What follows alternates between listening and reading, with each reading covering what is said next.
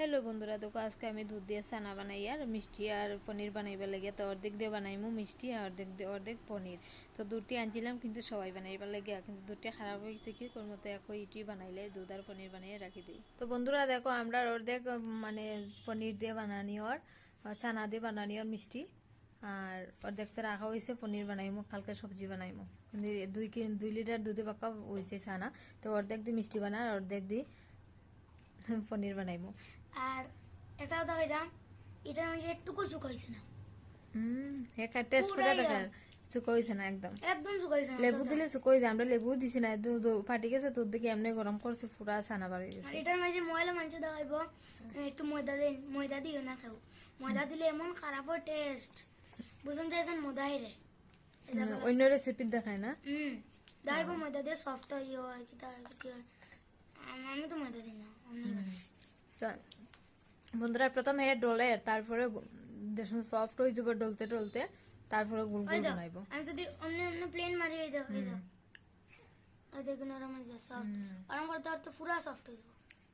তারপরে রসগোল্লা বানিয়ে সালে দেখাইমো, তোমরা দেখতিও আমরা ভিডিও।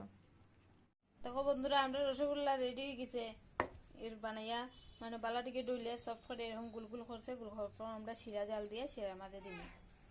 এদিকে দেখো আমরা শিরা রেডি, আর শিরা মাঝে ওখানে এলাচ দিব।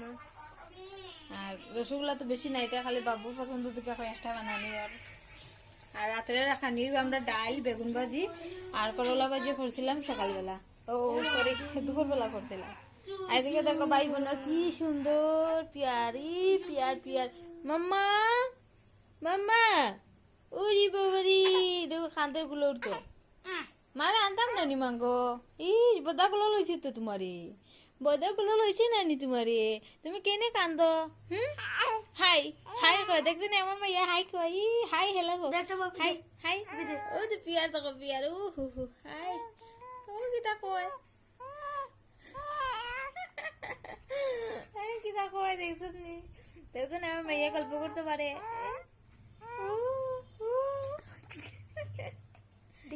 তুমি কিতা কো মা গো? কিতা কো তুমি? আও আও কর, তোমরা রাখো আও। মিত্তি কাইয়া যাও মিত্তি। তো ভাই বোনে বিয়ার হয় মাঝে মধ্যে খুব বেশি, উফ দেখো, ইস একটা বাপি দে, রাগও আছে আর ভাই। বাপি দে, দেখছেন? এই তো রসগোল্লা হয়ে গেছে, এবারে শিরাও হয়ে গেছে, এখন রসগোল্লাটা ঢাল দিই। গেল কি সবটি সব গেছে কি বালা পাংশ মশলা পরে ওই ব্যাপারে টাকা।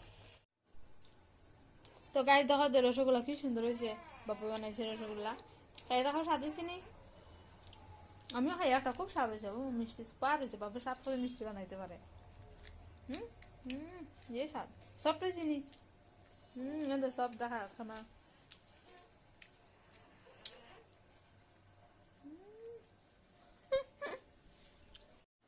খুব স্বাদ হয়েছে রসগোল্লা, বাপু রসগোল্লা বানায় খুব স্বাদ করে বানায়, তখন সফট হয়েছে, পুরা সফট হয়েছে রসগোল্লাটা।